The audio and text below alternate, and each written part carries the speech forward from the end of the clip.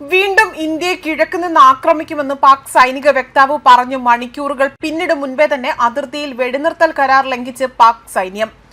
എന്നാൽ ഒട്ടും ആലോചിക്കാതെ തന്നെ ഇന്ത്യൻ സൈന്യം ഉടൻ തന്നെ ശക്തമായി തന്നെ തിരിച്ചടിച്ചു. കാശ്മീരിൽ പൂഞ്ച് സെക്ടറിലാണ് വെടിവെപ്പുണ്ടായത്. കഴിഞ്ഞ ദിവസങ്ങളിൽ ഈ പ്രദേശത്ത് നുഴഞ്ഞു കയറാനാണ് ശ്രമം നടത്തിയ പാക് ഭീകരരുമായി സൈന്യം ഏറ്റുമുട്ടൽ നടത്തുകയായിരുന്നു. ഇതിന് പിന്നാലെയാണ് 2 ദിവസത്തിന് ശേഷം പൂഞ്ച് സെക്ടറിൽ പാക് പ്രകോപനമുണ്ടാകുന്നതും. ആളപായമൊന്നും തന്നെ ഇതുവരെ റിപ്പോർട്ട് ചെയ്തിട്ടില്ല എന്നും വൃത്തങ്ങൾ സൂചിപ്പിക്കുന്നു. വെടിവെപ്പിന്റെ മറവിൽ അതിർത്തി കടക്കാനുള്ള ശ്രമങ്ങൾ നേരത്തെ തന്നെ നടത്തി വരികയായിരുന്നു. ഇതിന്റെ പശ്ചാത്തലത്തിൽ സുരക്ഷാ സേന തിരച്ചിൽ ശക്തമാക്കിയിരുന്നു. ഭീകരർക്ക് നുഴഞ്ഞു കയറാൻ വേണ്ടിയാണോ പാക് പ്രകോപനമെന്നും സൈന്യം സംശയിക്കുന്നുണ്ട്. 2019 ജമ്മു കാശ്മീരിൽ ആർട്ടിക്കിൾ 370 റദ്ദാക്കിയതിന്റെ വാർഷികത്തിലേക്കാണ് വെടിവെപ്പ് നടന്നത്. അതുപോലെ ഓപ്പറേഷൻ സിന്ദൂറിന് ശേഷം ഇതാദ്യമായാണ് പാകിസ്ഥാന്റെ ഭാഗത്തു നിന്നും വീണ്ടും പ്രകോപനമുണ്ടായിരിക്കുന്നത്. ജമ്മു കാശ്മീരിലെ പഹൽഗാമിൽ വിനോദസഞ്ചാരികൾക്ക് നേരെ ഭീകരർ നടത്തിയ വെടിവെപ്പിൽ മലയാളി ഉൾപ്പെടെ തന്നെ 27 പേർ കൊല്ലപ്പെട്ടിരുന്നു. ഇതിന് പിന്നാലെയാണ് ഇന്ത്യൻ സൈന്യം ഓപ്പറേഷൻ സിന്ദൂർ എന്ന പേരിട്ടുകൊണ്ട് സൈനിക നടപടിയുമായി മുന്നോട്ട് പോയത്. കഴിഞ്ഞ ദിവസങ്ങളിൽ തന്നെയാണ് പഹൽഗാം ഭീകരാക്രമണത്തിന് പിന്നിലെ ഘാതകന്മാരെ ഓപ്പറേഷൻ മഹാദേവ് എന്ന സൈനിക നടപടിയിലൂടെ തന്നെ വധിച്ചത്. മാത്രമല്ല, ഇനിയും ഇന്ത്യൻ അതിർത്തിയിലേക്ക് നുഴഞ്ഞു കയറാനാണ് ശ്രമം നടത്തുന്നതെങ്കിൽ ഭീകരന്മാർക്ക് മരണത്തിൽ കുറഞ്ഞ ഒരു ശിക്ഷയും ഇനി ലഭിക്കാൻ പോകുന്നില്ല എന്ന് കേന്ദ്ര ആഭ്യന്തരമന്ത്രി അമിത്ഷാ വ്യക്തമാക്കുകയും ചെയ്തിരുന്നു.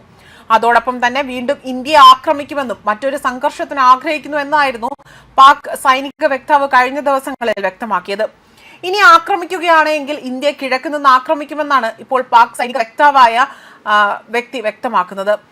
ഇന്ത്യയുമായി ചർച്ചയ്ക്ക് ശ്രമിക്കുന്ന പാകിസ്ഥാൻ ആകട്ടെ വീണ്ടും ഇന്ത്യയെ ലക്ഷ്യം വെച്ചുകൊണ്ട് തന്നെ സംഘർഷം അഴിച്ചുവിടാനുള്ള പദ്ധതികളാണ് മെനയുന്നത്. വെള്ളവും രക്തവും ഒരുമിച്ച് ഒഴുകില്ല എന്ന് പറഞ്ഞിട്ട് നാളുകൾ അധികമാകുന്നില്ല. എന്നിട്ടും വീണ്ടും ഇന്ത്യയെ പ്രകോപിപ്പിക്കുന്ന തരത്തിലേക്കാണ് പാകിസ്ഥാന്റെ നടപടി ഇപ്പോൾ എത്തി നിൽക്കുന്നത്. ഇപ്പോൾ പാകിസ്ഥാനിൽ വലിയ ചർച്ചകൾക്ക് വഴിവെക്കുന്നത് ആർക്കാണ് പാകിസ്ഥാന്റെ അധികാരം എന്നതിനെ ചൊല്ലി തന്നെയാണ്. നേതാവിനാണോ സൈന്യത്തിനാണോ എന്നത് ഇതുവരെയും ഒരു തർക്ക വിഷയത്തിൽ നിന്നും മാറ്റം ഉണ്ടായിട്ടില്ല.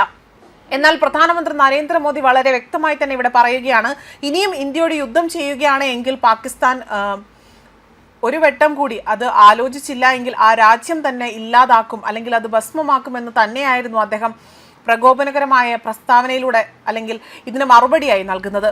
ഇനിയൊരു സംഘർഷമുണ്ടായാൽ ഞങ്ങൾ ഇന്ത്യയെ കിഴക്ക് നിന്ന് ആക്രമിക്കുമെന്ന് പാകിസ്ഥാൻ സൈനിക വക്താവായ അഹമ്മദ് ഷെരീഫ് ചൗധരിയാണ് പറഞ്ഞത്. ഓപ്പറേഷൻ സിന്ദൂറിന് ശേഷം പാകിസ്ഥാൻ ആർമി ചീഫ് അസീം മുനീർ നിരവധി തവണയാണ് ചൈനയിലും US-ലും സന്ദർശനം നടത്തിയത്.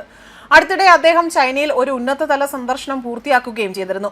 അത്തരമൊരു സാഹചര്യത്തിൽ പാകിസ്ഥാനിൽ യഥാർത്ഥ അധികാരം ആർക്കാണ് എന്നായിരുന്നു അവിടെ ഒരു വലിയ തർക്ക വിഷയമായി തന്നെ ഉടലെടുത്തതും. അതിന് പിന്നാലെയാണ് ഇപ്പോൾ അഹമ്മദ് ഷെരീഫിന്റെ ഇത്തരം ഒരു പ്രസ്താവന രംഗത്ത് വരുന്നതും. ന്യൂസ് ഡെസ്ക് കർമ്മ ന്യൂസ്.